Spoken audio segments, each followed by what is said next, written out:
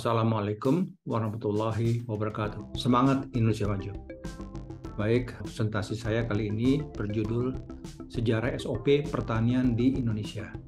Ini melanjutkan presentasi saya sebelumnya berjudul Pemastian Mutu Produk Pertanian. Saya lanjutkan pendahuluan. Jadi sejarah penerapan SOP atau Standard Operating Procedure di Indonesia sebenarnya sudah dimulai pada saat masa penjajahan Portugis dan Belanda. Mereka membangun industri-industri kelas internasional di beberapa wilayah Indonesia untuk keperluan pengelolaan sumber daya alam Indonesia atau SDA.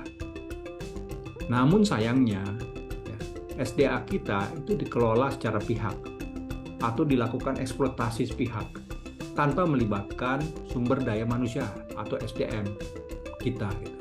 Jadi SDM kita di sini ya hanya sebatas sebagai pekerja fisik, seperti itu.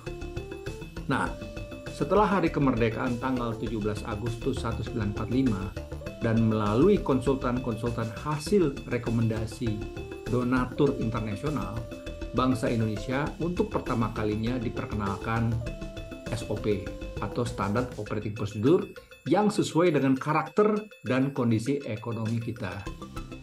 Nah, agar bangsa Indonesia memiliki SOP atau Standard Operating Procedure yang sama nilai derajatnya dengan negara-negara tujuan ekspor, maka pada tanggal 22 Oktober 1956, pemerintah Indonesia dan SGS Swiss mendirikan PT Sukovindo Persero. Baik, saya lanjutkan. Nah, di sini adalah awal dari sejarah SOP di Indonesia. Awalnya di sini adalah ketika dimulai dari SOP-A ya. SOP-A itu era belum ada SOP. Dari tahun 1945 sampai dengan 1956. Kita sebut sebagai non-measurable SOP seperti itu. Kita bisa lihat di sini keterangannya. Jadi di era ini bangsa Indonesia belum mengenal SOP atau prosedur kerja standar dan masih terpengaruh kultur stelsel atau sistem kerja tanam paksa VOC Belanda. Sistem kerja tanam paksa ini melahirkan PTA atau namanya petani terampil alamiah atau petani yang cara kerjanya mengacu kepada budaya kerja turun-menurun. Nah, andalan utama PTA atau petani terampil alamiah adalah DKO atau disiplin kerja otomatis. DKO inilah yang menjadi andalan petani kita dan dilakukan secara turun-menurun seperti itu. Nah, di sini adalah sejarah mengenai SOP B. Jadi SOP B ini adalah era rajin dan disiplin. Itu terjadi dari tahun 1956 sampai dengan 1973. Disinilah kita sudah bicara measurable atau terukur seperti itu. Kita mulai. Kita lanjutkan, kita lihat di sini. Nah, di era ini mindset cara kerja tadi PTA atau petani terampil alamiah sudah mulai dirubah dari DKO yang tadinya disiplin kerja otomatis ya menjadi DKT atau disiplin kerja terarah seperti itu. Terarah ya. Nah, petani-petani yang sudah DKT atau disiplin kerja terarah umumnya lebih diarahkan untuk menjadi bagian dari biaya operasi industri pertanian skala besar seperti itu. Jadi di SOP B ini petani-petani itu sudah mulai terbiasa bekerja untuk industri-industri pertanian skala besar. Kita lanjutkan. Nah, di sini SOPC kita sudah bicara mengenai eranya jasa konsultan. Itu terjadi dari tahun 1973 sampai dengan 1998. Di sini kita sudah mulai bicara measurable dan traceable. Sesuatu yang terukur dan sesuatu yang mampu telusur. Kita lihat di sini, kita lanjutkan. Di era ini Indonesia dilanda 2 kali krisis ekonomi. Akibat ya, pertama adalah krisis energi tahun 1973. Jadi Nah, di era ini Indonesia dilanda dua krisis ekonomi. Akibat pertama krisis energi tahun 1973, yaitu ketika terjadi embargo negara-negara OPEC ya, tahun 73. Terus kemudian krisis keuangan tahun 1997 yang kedua. Mengantisipasi hal tersebut, maka pemerintah zaman Orba, zamannya Pak Harto, sudah mulai melibatkan konsultan-konsultan hasil rekomendasi Bank Dunia. Gitu.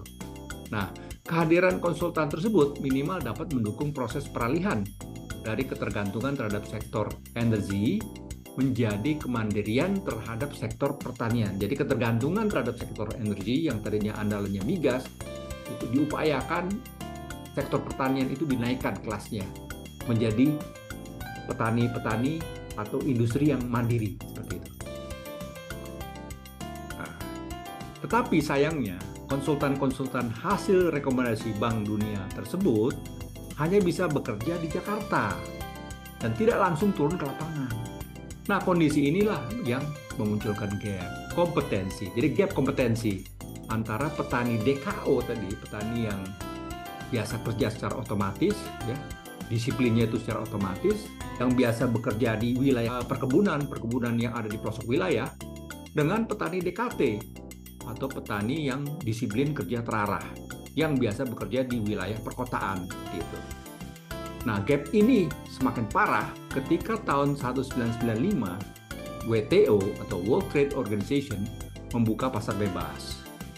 Nah, pasar bebas inilah jelas menutup harapan kedua-duanya, baik itu DKO, yang DKO tadi, petani yang biasa bekerja secara otomatis, atau petani yang biasa bekerja disiplinnya itu terarah.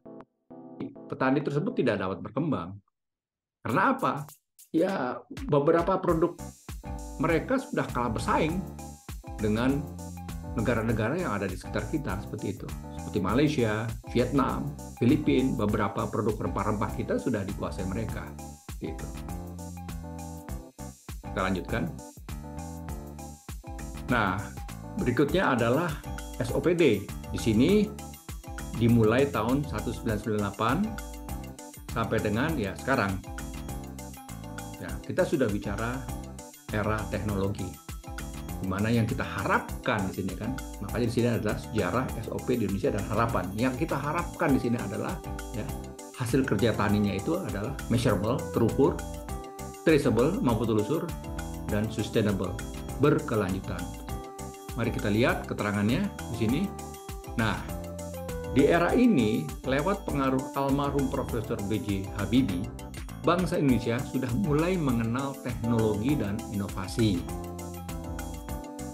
Walaupun penerapannya membutuhkan waktu yang sangat panjang, jadi melakukan proses kolaborasi atau kemitraan antara petani DKO, ya tadi yang disiplin kerja otomatis, dengan petani DKT atau disiplin kerja terarah, ya ini tidak mudah gitu loh.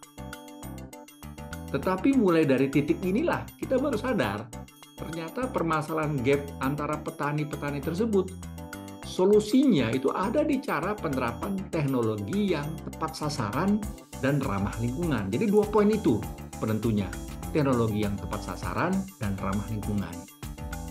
Nah, penerapan teknologi yang tepat sasaran dan ramah lingkungan akan mempermudah petani untuk mampu melihat dunia pertanian bukan hanya dari sisi mikro, cara bertani saja, tetapi juga makro, yang terkait dengan manajemen usaha pertanian. Melalui pendekatan makro inilah kami dari tim Komite Ketahanan Pangan akan mensosialisasikan pentingnya penerapan usaha tani yang tadi measurable, terukur, traceable, mampu telusur, dan sustainable, berkelanjutan. Begitu. Selanjutnya, nah di sini bisa dilihat itu. Seperti yang disampaikan sebelumnya itu, strategi membangun SOP yang memenuhi unsur 3 tadi. Measurable, terukur, ya, traceable, mampu telusur, dan sustainable, berkelanjutan. Nah, untuk bisa membuktikan 3 faktor tadi, tentunya butuh juga semacam quality assurance atau pemastian mutu. Ya. Di sini ada beberapa faktor yang dapat memperkuat itu adalah service, cara kita melayani, quality, cara kita menyadarkan diri kita terhadap pentingnya kualitas, terus kemudian check and recheck, biasa kita melakukan kegiatan check and recheck, improvement, bagaimana kita mengimprove diri kita agar selalu ingin maju, selalu ingin berkreasi, dan guarantee, bagaimana kita bisa memberikan jaminan kepada orang lain bahwa yang kita kerjakan itu betul-betul bisa memberikan mereka rasa aman dan nyaman seperti itu. Satisfaction, bagaimana kita bisa memberikan kepuasan kepada customer kita, ya, seperti itu. Jadi beberapa faktor inilah yang memang bisa menyebabkan tadi sesuatu hal itu bisa lebih terukur, measurable, traceable, mampu telusur, sustainable, berkelanjutan. Measurable yang terkait dengan tadi, pada saat kita bicara transaksi. Traceable yang terkait dengan dokumentasi. Sustainable adalah yang terkait dengan legalitas. Baik, di slide ini saya akan sedikit memberikan referensi mengenai dasar saya melakukan presentasi tadi.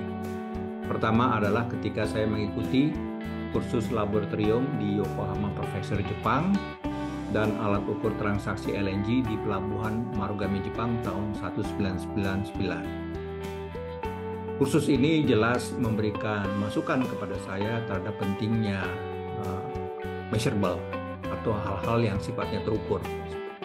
Terus kemudian kedua adalah saya melakukan sosialisasi bersama Kadin Bontang terhadap pentingnya penerapan dokumen yang mampu telusur. Tadi traceable ya. Jadi bersama Kadin Bontang, akhirnya saya juga banyak memberikan masukan-masukan kepada UMKM atau Perusda ya, terhadap pentingnya dokumentasi di dalam kita melakukan usaha. Seperti itu. Terus yang ketiga adalah ketika saya melakukan sosialisasi terhadap pentingnya penerapan alat ukur transaksi perdagangan internasional bersama Profesor Nick Standish. Itu terjadi di Hotel Permata Cilegon tahun 2008. Nah, disinilah saya juga sudah banyak memberikan pengarahan-pengarahan atau sosialisasi ke industri setempat agar bisnis mereka itu sustainable. Karena apa? Karena bisnis itu sustainable ketika yang kita lakukan di Indonesia juga sama yang dilakukan di negara lain, seperti itu. Mungkin itu yang dapat saya berikan. Terima kasih. Kurang lebihnya saya mohon maaf. Penutup, wabillahi taufik wal hidayah. Wassalamualaikum warahmatullahi wabarakatuh. Semangat Indonesia Maju. Terima kasih.